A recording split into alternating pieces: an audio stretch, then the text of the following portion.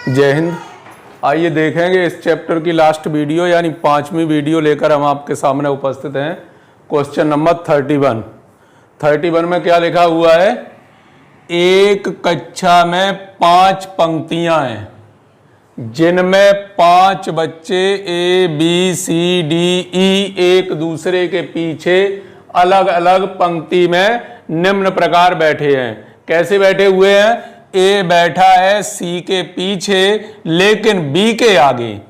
ए बैठा है सी के पीछे लेकिन बी के आगे। सेकंड पार्ट, सी बैठा है ई के पीछे कॉमा बी बैठा है ई के आगे।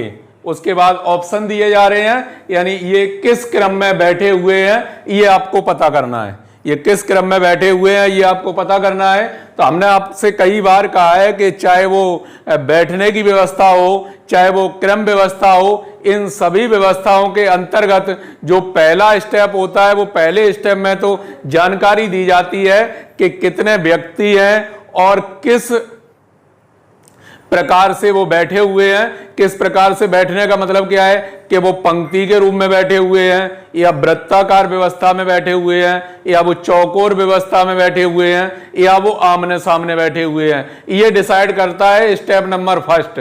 उसके बाद स्टेप सेकंड में उनकी जानकारियां दी गई होती हैं कि बाएं बैठा है कि दाएं बैठा है, कि ऊपर बैठा हुआ है कि नीचे बैठा हुआ है। इस प्रकार की उसमें जानकारियां दी जाती हैं। तो इन जानकारियों के अंतर्गत आप देखेंगे वो कह रहा है कि एक कक्षा में 5 पंक्तियां हैं। टोटल पंक्तियों की संख्या है वो कितनी है? 5, जिनमें 5 बच्चे ए बी सी डी तथा ई एक दूसरे के पीछे अलग अलग पंक्ति में निम्न प्रकार बैठे हैं। ए बैठा है। अब पंक्तियां जैसे इस प्रकार, चलिए क्वेश्चन करते हैं सॉल्व। 31 इस प्रकार की पंक्तियां हैं, फर्स्ट, सेकंड, थर्ड, 4, 5। इस तरीके से वो बैठे हुए हैं।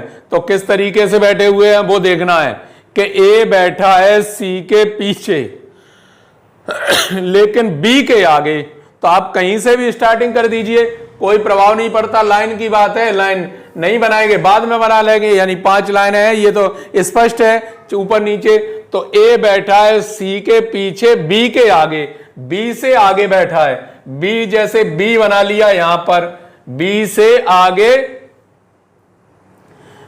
ए बैठा है सी के पीछे, लेकिन ए जो बैठा है वो सी के पीछे है, बी के आगे है। ए बैठा है सी के पीछे, सी से तो वो पीछे है और बी से कैसा है? आगे है। उसके बाद सेकंड स्टेप में कहा ए बैठा है ई के पीछे, ई के तो पीछे बैठा है लेकिन डी बैठा है ई के आगे। ई के आगे कौन बैठा है? डी। ए के आगे डी बैठा है। तो इस प्रकार से पंक्तियों में बैठे हुए हैं। बाकी जो आपको ऑप्शन ठीक लग रहा है उस पर आपको टिक करना है। कौन सा क्रम उसके अनुसार मैच कर रहा है आपको ये देखना है, कौन सा मैच कर रहा है। तो आगे तो ये है, आगे सबसे आगे कौन है? ये है। ये तो लास्ट में, पीछे। तो क्रम जो आएगा वो ऊपर से नीचे की तरफ आएगा। समझ गए? हो सकता है इधर से भी कोई ऑप्शन दिया हो, लेकिन क्रम तो हम आगे से ही स्टार्टिंग करेंगे। किसी भी पंक्ति में खाना परोसने की बात आ रही तो शुरुआत से ही तो शुरुआत करोगे, लास्ट से तो उधर से आएंगे नहीं। कोई भी काम सही कहां से शुरुआत करते हैं, ये नहीं है कि अंत से उधर को हमें आना है। बैक क्यों हम उधर जाएंगे फिर इधर आएंगे? शुरू जब यहां खड़े हैं तो यहीं से शुरुआत करेंगे। यानी शुरुआत हमेशा कहां से? आगे से होती है। तो आगे से शुरुआत करेंगे, उसके बाद आगे बढ़ेंगे। तो क्लियर हो गया होगा आप लोगों का। एक कक्षा में 5 पंक्तियां हैं जिनमें 5 बच्चे ए बी सी डी तथा ई एक दूसरे के पीछे अलग अलग पंक्ति में इन निम्न प्रकार से बैठे हुए हैं। ए बैठा है सी के पीछे, सी के पीछे है, सी के पीछे और बी के आगे, बी से आगे है। यानी इन तीनों में देखें तो सबसे पीछे कौन बैठा है? बी। बी लास्ट में बैठा है। इसके बाद आगे कहा सी बैठा है ई के पीछे, सी जो है वो ई के पीछे है और डी बैठा है ई के आगे। ई के आगे कौन है? डी। इसका मतलब सबसे आगे कौन बैठा हुआ है? सबसे आगे बैठा हुआ है डी। सबसे आगे डी बैठा हुआ है। अगर इस क्रम को देखेंगे उधर से देखिए तो D E C A B, D E C A B, यानी ए करेक्ट है आंसर। इस क्वेश्चन का पहला पार्ट सही है। अब हमने जो कहा था आपसे, हो सकता है कोई इधर से भी मैच कर जाए पीछे से, जैसे बी ए सी ई डी। अब देख रहे बी वाला पीछे से मैच कर रहा है, जबकि हमें तो शुरुआत से टिक करना है ना। तो शुरुआत से जब टिक करना है तो देखना पड़ेगा, इसमें भी कभी हो सकता है मिस्टेक हो जाए, आपका क्रम तो मैच कर गया लेकिन आपने देखा ही नहीं कि आगे से जाना है कि हमें पीछे से जाना है। चलिए नेक्स्ट क्वेश्चन देखते हैं। उसके लिए दिया गया है, स्टार्टिंग में क्या लिखा है, निम्न जानकारी को ध्यान से पढ़िए।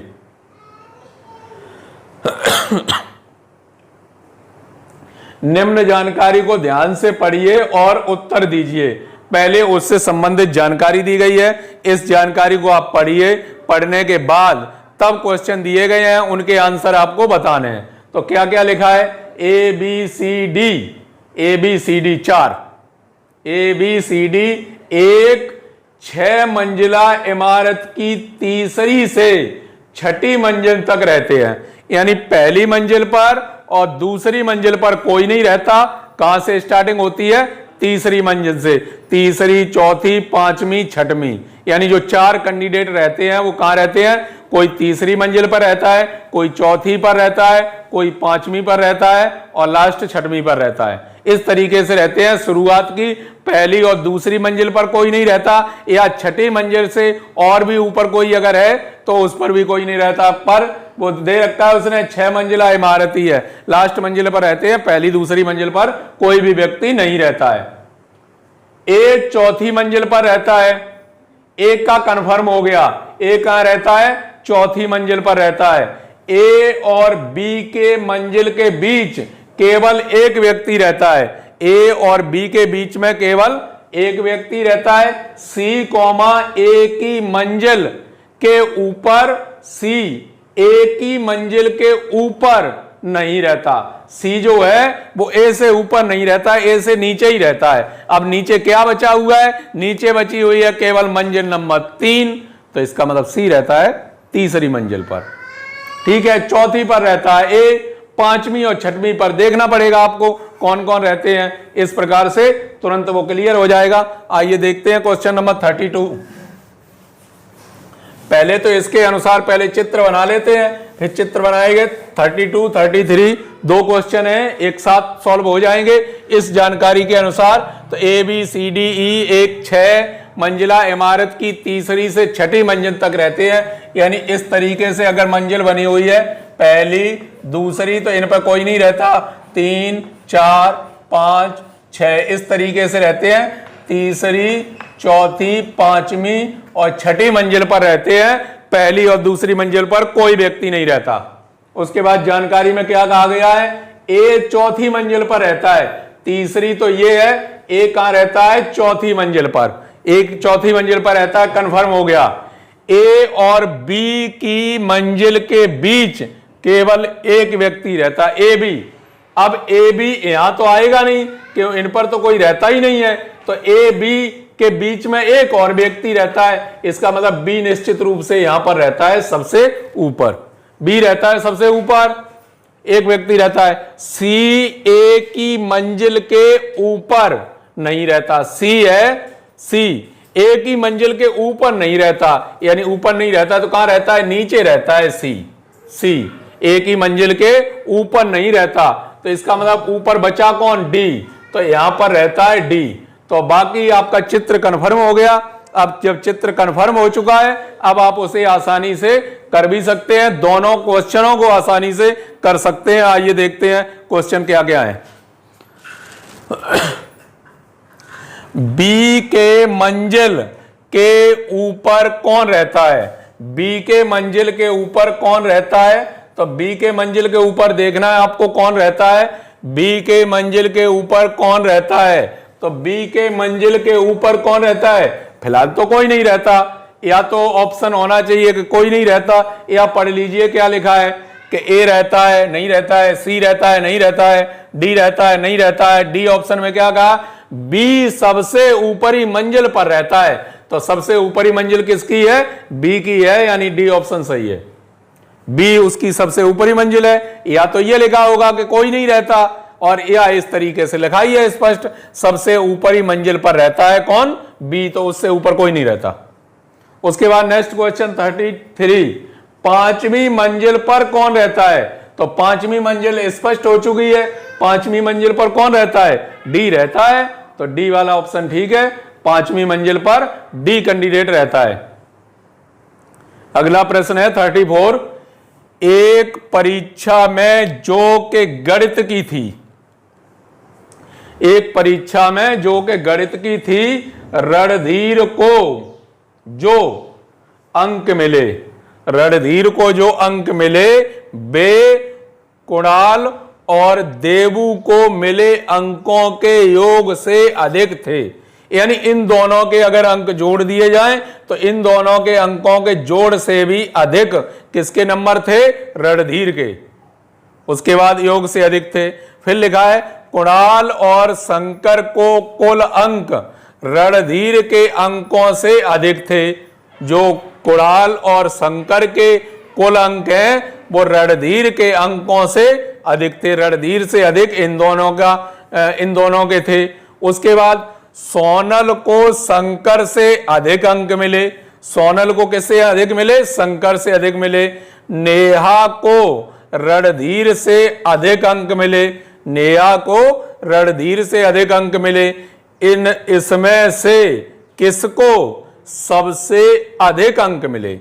इसमें से किसको सबसे अधिक अंक मिले? तो इसे मिटा देते हैं, देखें किसे सबसे अधिक अंक मिले हैं। तो बनाइए, जो कह रहा है उसके हिसाब से पहले नोट करेंगे। 34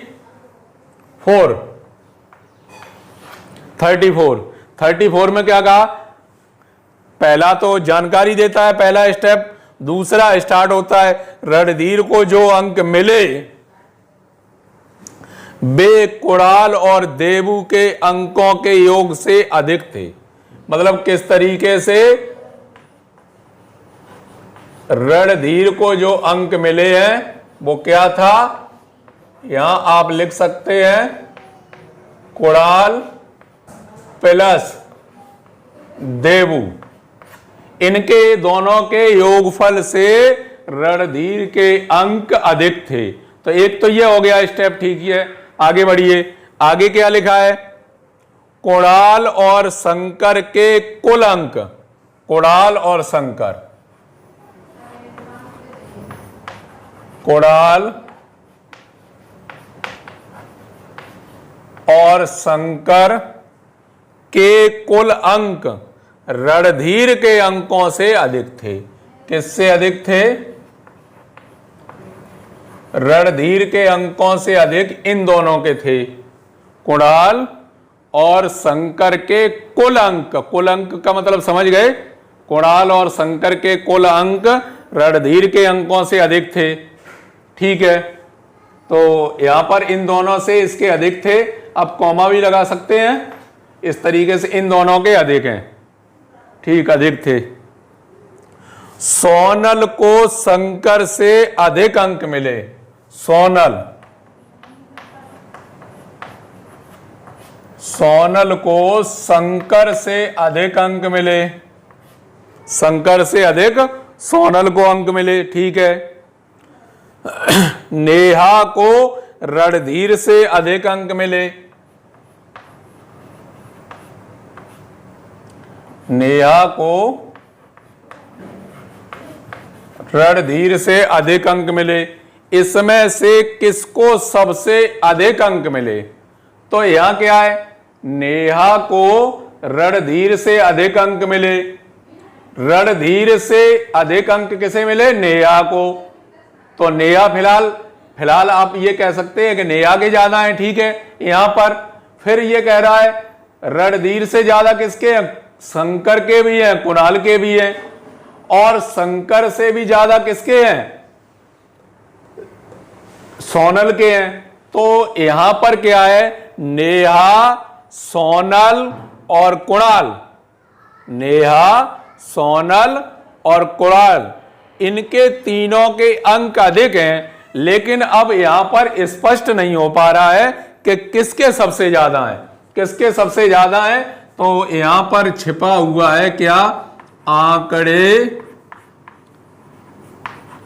अपर्याप्त हैं, आंकड़े अपर्याप्त हैं, यानी रणधीर, नेहा, सोनल ये तो होंगे नहीं, आंकड़े अपर्याप्त हैं। स्पष्ट नहीं हो पाया कि इन दोनों से तो अधिक किसके हैं, रणधीर के, और रणधीर से भी अधिक किसके हैं, कुणाल के और शंकर के। अब कुणाल और शंकर के ठीक है, शंकर से भी अधिक किसके हैं, सोनल के, तो शंकर से अधिक किसके हैं, सोनल के, और रणधीर से अधिक किसके हैं, नेहा के, नेहा के। तो यहां पर सोनल और कुणाल और सोनल ये स्पष्ट नहीं हो पा रहे कि किसके ज्यादा है किसके कम है। ये आपस में जब नहीं स्पष्ट हुआ तो क्या है, आंकड़े अपर्याप्त हैं, यानी डी वाला ऑप्शन क्लियर है। नेक्स्ट क्वेश्चन देखेंगे 35 में क्या दिया गया है, 5 छात्राओं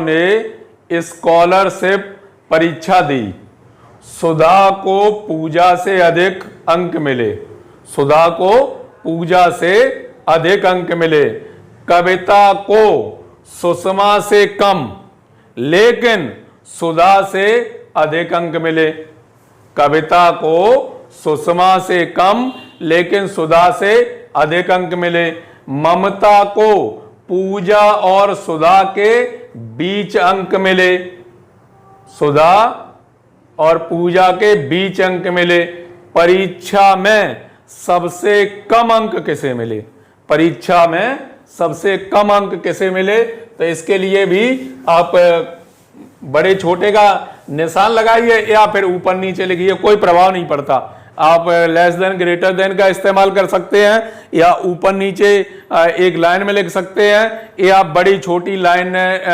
जिस तरीके से उसमें बनाते हैं, केंद्रीय परिवर्त की मापों में जो चार्ट बनाते हैं, उस चार्ट के अंतर्गत भी आप उस तरीके से सॉल्व कर सकते हैं। तो देखेंगे क्या कहा है उसने। पहले में तो जानकारी दी जा रही है कि 5 छात्राएं स्कॉलरशिप की परीक्षा दी, फिर स्टार्ट होता है यहां से, क्या क्या कहा है उसने। 35 सुधा को पूजा से अधिक अंक मिले, तो किस तरीके से नोट कर लें, सुधा को पूजा से अधिक अंक मिले, तो सुधा ग्रेटर देन पूजा, यानी सुधा के ज्यादा है किससे, पूजा से। ये पहला स्टेप जो था यहां दी गई है जानकारी, सुधा को पूजा से अधिक अंक मिले, तो इसके अनुसार आप देखेंगे तो सुधा को ज्यादा मिले या पूजा को कम मिले हैं। आप ऊपर नीचे लिख सकते हैं, इस तरीके से लिख सकते हैं। फिर आगे क्या है, कविता को सुषमा से कम लेकिन सुधा से अधिक अंक मिले, सुधा से अधिक और सुषमा से कम, यानी सुषमा से कम मिले हैं किसे, कविता को, और इससे भी कम किसे मिले हैं, सुधा को। पढ़ लीजिए, कविता को सुषमा से कम लेकिन सुधा से अधिक अंक मिले, सुधा से अधिक और सुषमा से कम अंक मिले। ममता को पूजा और सुधा के बीच अंक मिले, पूजा और सुधा, तो पूजा और सुधा आप देख ही रहे हैं इस कंडीशन में, और पूजा और सुधा अगर इस कंडीशन में, तो सुधा से कम किसके होंगे, ममता के, और ममता से भी कम किसके हैं, पूजा के। क्यों, वो कह रहा है कि ये कह रहा है कि जो ममता को पूजा और सुधा के बीच में अंक मिले हैं, यानी तो एक से ज्यादा एक से कम है, तो सबसे कम तो पहले ही है पूजा, तो पूजा और सुधा के बीच में आएगा, इन्हीं के बीच में एक और आ गया चिन्ह। अब वो पूछना चाह रहा है, क्या पूछ रहा है, सबसे कम अंक किसे मिले, सबसे कम, तो सबसे कम अगर हम बनाएं, चित्र को देखें तो चित्र को देखिए, सबसे लास्ट में ये है पूजा, पूजा के बाद कौन है, ममता, और ममता के बाद कौन है, सुधा, सुधा सुधा एक ही बात, सुधा से भी ज्यादा किसके हैं? कविता के। कविता से भी ज्यादा किसके हैं? सुषमा के। यानी कहने का मतलब ये है, जो ये 5 छात्राएं दी गई हैं, इन्हें आप ऐसे बना सकते हैं। फर्स्ट नंबर पर कौन रहेगा? सुषमा। सेकंड पर कौन आ जाएगी? कविता। थर्ड पर कौन आएगी? सुधा। फोर्थ पर कौन आएगी? ममता। और लास्ट में कौन आएगी? पूजा। आप देख सकते हैं किसी भी का विरोध नहीं होना चाहिए। यहां जो आपने तीर के निशान लगाए हैं छोटे बड़े के, इनमें किसी का विरोध नहीं होना चाहिए। तो पूजा से ज्यादा सुधा, तो ठीक है, पूजा से ज्यादा सुधा है। कविता से ज्यादा सुषमा, कविता से ज्यादा सुषमा है, ठीक है। सुधा से ज्यादा कविता, सुधा से ज्यादा कविता है।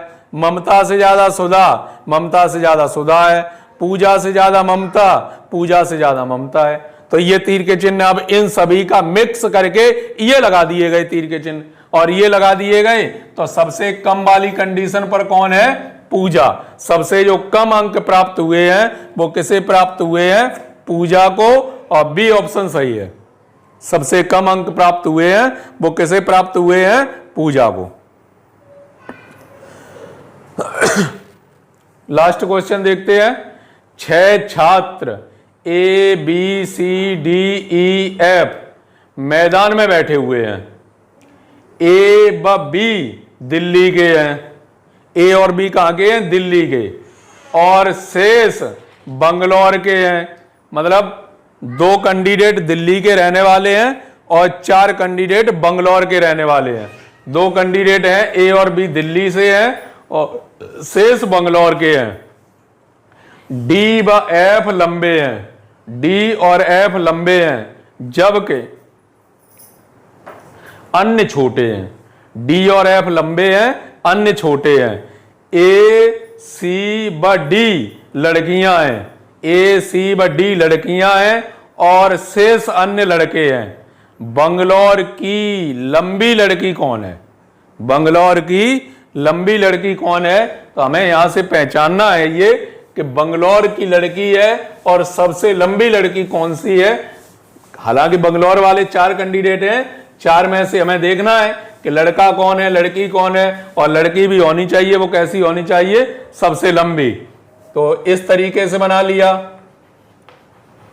दिल्ली, और एक बना दिया बंगलौर। दिल्ली और बंगलौर। दिल्ली और बंगलौर में देखें तो क्या क्या कंडीशन दी गई है कि दिल्ली और बंगलौर की कंडीशन है A व B दिल्ली के हैं। A और B किसके हैं? दिल्ली के। A और B दिल्ली के हैं, शेष बंगलौर के हैं। तो बंगलौर के आप क्लियर कर सकते हो C, D, E और F। C, D, E, F।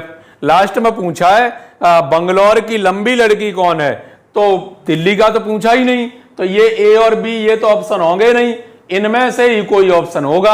अब इनमें से कौन कौन सा होगा? वो कह रहा है लंबा कौन है, लड़की कौन है। तो लंबी कौन है और लड़की कौन है? तो लंबी के लिए ये दिए गए आपको ऑप्शन कौन से? D और F। तो D और F में से कोई होगा। वो ये बता रहा है कि D और F में से कोई होगा। और यहां आ जाए तो क्या है? A, C, D लड़कियां हैं, शेष लड़के हैं। तो A, C और D यही तो लड़कियां हैं, 3 केवल ये, और ये क्या है? ये 3 लड़के हैं। तो लड़कियां हैं, ये लड़कियां हैं। और लंबे की बात की जाए तो लंबे लंबे कौन कौन से हैं? 2 कैंडिडेट, एक D लंबी है और एक F लंबा है। तो सबसे लंबी बंगलौर की लड़की चाहिए। तो लड़की चाहिए, तो लड़की कौन है? D। D यानी ये तो है कौन? लड़कियां, लड़कियां हैं। और ये जो इधर बचे हुए हैं ये कौन है? लड़के हैं, शेष बचे हुए। और जो D, E है वो क्या है? ये लंबे व्यक्ति हैं। तो उसने प्रश्न में ये पूछा है शेष अन्य लड़के हैं, बंगलौर की लंबी लड़की कौन है? तो बंगलौर की लंबी लड़की, अब F और D 2 ही लंबे व्यक्ति हैं। जब 2 ही लंबे व्यक्ति हैं तो सबसे लंबे एक D है और एक F है। तो F तो कौन है? F तो लड़का है, लड़की की बात हो रही, तो D आंसर कौन सा होगा? डी होगा। तो डी किस ऑप्शन में है? बी में। बी वाला ऑप्शन क्लियर हो गया। इस प्रकार से आप देखेंगे ये रीजनिंग की क्रम व्यवस्था परीक्षण के अंतर्गत आपके लिए ये 5वीं वीडियो थी और हम प्रत्येक चैप्टर के 5 वीडियो ही लेकर आपके सामने उपस्थित होते हैं। अगर आपको इससे भी ज्यादा वीडियो चाहिए तो आपको ऑफलाइन पढ़ना पड़ेगा। तो ये सभी क्वेश्चन जितने भी थे सभी स्पष्ट हो गए। अब स्पष्ट हो गए, आप एक बार और नजर डाल लीजिए कि एक कक्षा में 5 पंक्तियां इस तरीके से दिया गया था। हमेशा जो जवाब देना है वो कहां से देना? आगे से। पीछे से भी कोई ऑप्शन मैच कर सकता है, लेकिन ऐसा नहीं है। शुरुआत कहां से? शुभ आरंभ कब? शुरुआत से ही करते हैं। अब ये तो है नहीं कि जैसे मकान बनाना है तो मकान की शुरुआत नींव से होगी, न कि छत पहले बनाने लगोगे। तो शुरुआत से देखना है, DECB। तो ये वाला टिक करेंगे, ये वाला नहीं करेंगे। दूसरे में क्या जानकारी दी जा रही है? जानकारी दी जा रही है 6 मंजिला इमारत है, 4 कैंडिडेट हैं, तीसरी मंजिल से रहना स्टार्ट करते हैं, तीसरी पर, चौथी पर, 5वीं पर, 6वीं पर। और यहां पहले ही कह दिया ए चौथी मंजिल पर रहता है, ए चौथी मंजिल पर रहता, उससे नीचे एक मंजिल बची हुई है और उस एक मंजिल के अधीन कौन है? सी ए की मंजिल के ऊपर नहीं रहता, यानी सी रहता है वो सबसे नीचे रहता है। तो सबसे नीचे वाले पे कौन आ गया? सी। ए और बी के बीच में एक व्यक्ति और रहता है, इसका मतलब बी रहता है सबसे ऊपर, बीच में आ गया डी। उसके बाद आंसर, बी की मंजिल के ऊपर कौन रहता है? तो बी के ऊपर कोई नहीं रहता। या तो इस तरीके से ऑप्शन दिया होगा कि कोई नहीं रहता है, या यहां लिखा हुआ है सबसे ऊपरी मंजिल पर रहता है। बी सबसे ऊपरी मंजिल पर रहता है, अर्थात उससे ऊपर कोई नहीं रहता। 6 मंजिला इमारत ही है लास्ट। यहां एक परीक्षा में जो गणित की थी, रणधीर जो के अंक मिले उसे कुणाल देबू के अंकों के योग से अधिक मिले। कुणाल को शंकर के और रणधीर के अंकों से अधिक अंक थे, सोनल के शंकर से अधिक अंक थे, नेहा के रणधीर से अधिक थे। इसमें से किसको सबसे अधिक अंक मिले? तो यहां उसने कह दिया ना, कुणाल और देबू का योगफल दिया है। वहां ये तो स्पष्ट हो नहीं पा रहा कि देबू के अधिक हैं कि कुणाल के अधिक हैं। तो इस वजह से सोनल और नेहा और कुणाल, इनमें स्पष्ट नहीं हो पा रहा है कि किसके सबसे अधिक हैं। तो इसका मतलब ऑप्शन क्या है? आंकड़े अपर्याप्त हैं। इसके बाद 5वां है, 5 छात्राएं स्कॉलरशिप की परीक्षा, सुधा को पूजा से अधिक में अंक मिले, कविता को सुषमा से कम लेकिन सुधा से अधिक अंक मिले, ममता को पूजा और सुधा के बीच अंक मिले। परीक्षा में सबसे कम अंक, तो सबसे कम अंक किसके थे? पूजा के। लास्ट वाला आपके समझ में आ ही गया होगा कि ये 3 लड़कियां हैं और 3 लड़के हैं। ये 2 दिल्ली के रहने वाले हैं, तो दिल्ली के रहने वालों से तो आंसर पूछा नहीं, आंसर पूछा है सबसे लंबी बंगलौर की लड़की कौन है। तो सबसे लंबी बंगलौर की 2 ही लड़कियां हैं, सी और डी। इसमें से लंबी कौन है? डी लड़की लंबी है, डी और एफ लंबे हैं, यानी एक लड़की लंबी है, एक लड़का लंबा है। तो लंबी लड़की कौन है? डी लंबी लड़की दी गई है। तो इस प्रकार से ये चैप्टर आप हमारे अनुसार तो एंड हो गया और आपको और भी क्वेश्चन इसके लगाने हैं। नेक्स्ट वीडियो में हम फिर आपके सामने नया चैप्टर लेकर उपस्थित होंगे। तब तक के लिए जय हिंद।